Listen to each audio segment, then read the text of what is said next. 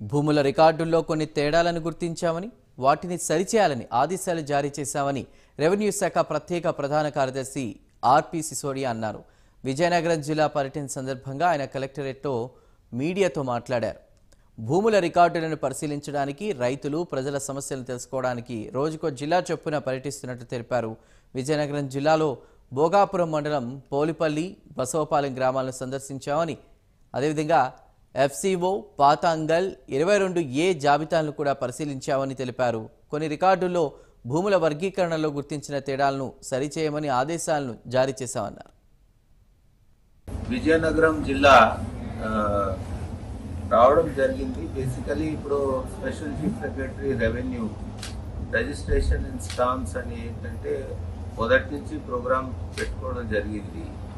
ఒకరోజు ఒక జిల్లా కవర్ చేస్తున్నాను.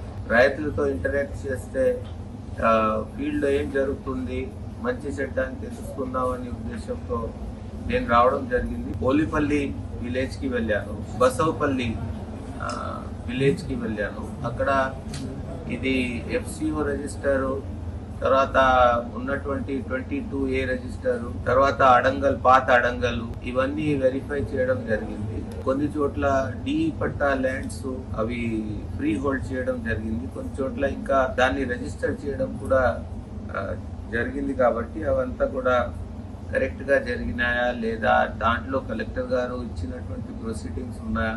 సో ఎంఆర్ఓ ఆఫీస్ కి వెళ్ళడం జరిగింది భోగాపురం. తర్వాత సబ్ రిజిస్టర్ ఆఫీస్ కి వెళ్ళాము.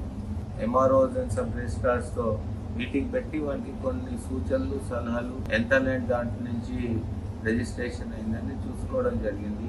ఎక్కడైతే కంప్లైంట్స్ జెన్యూన్ ఉన్నాయో అన్నిటి మీద చర్యలు తీసుకోవడం జరుగుతుంది. విజయనగరం